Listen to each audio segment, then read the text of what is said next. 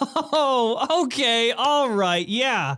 It all makes sense now. Want daily tech news in a way that doesn't suck? Of course you do. Hit that subscribe button and turn on notifications so you don't miss the next episode. Yo, what's going on, guys? Welcome back to Front Page Tech, of course, show that gives you all latest tech news from one geek that is me to another that is you. Happy Friday. Listen, ladies and gentlemen, we need to talk. A ridiculous amount of you guys bought the Toilet Squad shirt yesterday. You did this, you made this a thing, and I don't know if we should be proud or ashamed of this community. Again, this is a very limited run. Once this shirt is gone, it is gone. So if you want the super comfy t-shirt, you want the super comfy hoodie, click that link in the description below, because watching this show while you shit isn't just what you do. No, the Toilet Squad is about more than that. It's who you are. Okay, but for real, we fucking love you guys. All right, so first up, story numero uno for the day, the biggest story of the week. Jony Ive has passed on to a different company. What, you think he died, you sick f***? Jony Ive, after 30 years of Apple, one of the most creative geniuses on the planet, is leaving Apple. Of course, by now you've probably already heard about this, like you don't need me to explain it. He's starting his own company called LoveFrom. And he didn't just walk out the door yesterday. I'm assuming this has been happening. This has been in the works. He's going to continue to be an executive at Apple for the next few months, the next 6 months or so. And even after that, after he has moved on to his own company, Johnny's not going away, because LoveFrom's first client is Apple. Would you imagine that? So moving forward, Jony Ive in some capacity will still work with Apple on some projects, some exclusive projects. So I guess however many projects Tim Cook sits on the phone at 4 in the morning begging him to work on. Basically what I'm saying is Jony Ive is now Apple's side hoe. Honestly though, Jony Ive will continue to be one of the greatest designers on the planet for the work that he did at Apple, for the work that he will continue to do. Iconic products such as the iMac, the iBook, the iPod, the iPad, Apple Watch, the iPhone, and of course every other shitty Android phone that looks like an iPhone. Oh, and let's not forget those voiceovers, huh? Those dramatic voiceovers during Apple events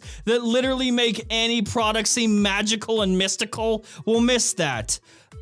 Which brings me to this. I would like to put in our vote for the next person to take Johnny's place at those Apple events. The one person that deserves to do the voiceovers, the one person that has the voice and the passion to do those voiceovers and make any product seem magical and mystical. We here at Front Page Tech would like to put our vote in for Mr. Who's the Boss. For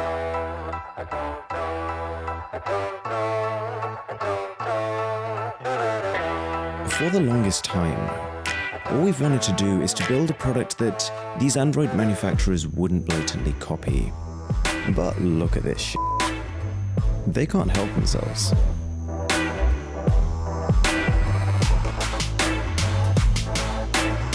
Here at Apple, we're focused on creating quality products that are a few years behind the rest. Because courage. Also, John, I don't want to say this. Come on, say it, Aaron. You should totally buy this quality t-shirt and join the Toilet Squad today. It's only available for a few days and is incredibly soft on your nipples. Yeah, so I'm just gonna kind of go now. Thank you. Was that so hard? Seriously though, guys, if you are not yet subscribed to Mr. Who's the Boss on YouTube, I have a lot of questions. Number one, how dare you?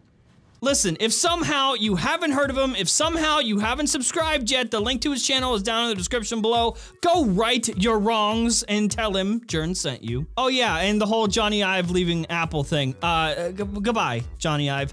We'll miss you. I could tell though, my friend. It all makes sense now. You were just phoning it in these last few years. You were just waiting to leave. Now suddenly you leaving makes this make a lot of sense. It explains everything. It explains how this phone ended up looking like a total piece of shit. Okay, so speaking of iPhone stuff, turns out Apple is gonna make more of them. Because apparently, bad news for Huawei is good news for Apple. So the original plan this quarter was for Apple to assemble and ship 39 million iPhones. But now, because of this whole Huawei ban and because, well, consumers are gonna have to think twice about buying a Huawei phone now, analysts believe that those people will then go to an iPhone instead. And apparently, in response to this whole thing, Apple is increasing production by just a little bit to prepare for this. So instead of 39 million iPhones being built this quarter, that moves to 40 million. We would now like to cut to this live, totally real footage of Tim Cook reacting to Huawei's continued bad luck.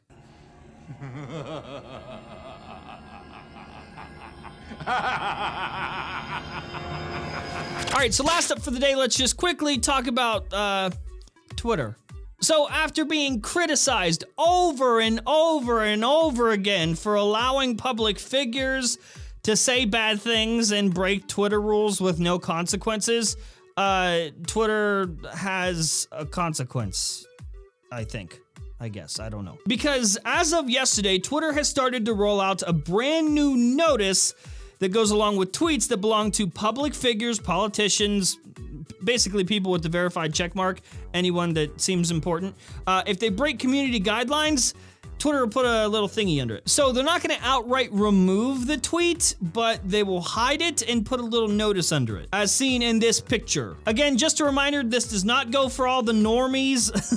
This is for accounts that belong to political figures, verified users, and accounts with more than 100,000 followers. So effectively, if the tweet is flagged a bunch, if it's struck down for violating platform rules, then a team of people within Twitter will then decide whether it's a matter of public interest. And of course, the biggest example that the rest of the mainstream news websites are using with this story is the president, Donald Trump, because, you know, journalism. Now listen, right? I gotta be honest, this is Twitter's platform. They get to do what they want. They make up the rules. That's fine.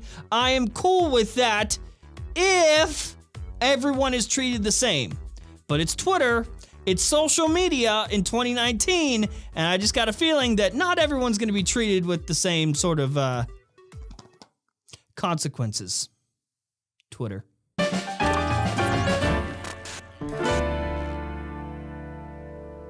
Hey, I've seen your house. You're filthy. But hey, listen, I get it. We live in the future. It's 2019. Why are we all still pushing around vacuums like degenerates? Let me help you out. The Roborock S6 just launched. It's the perfect price and it's a robot. A robot that does all the things. It's efficient. It has crazy suction power.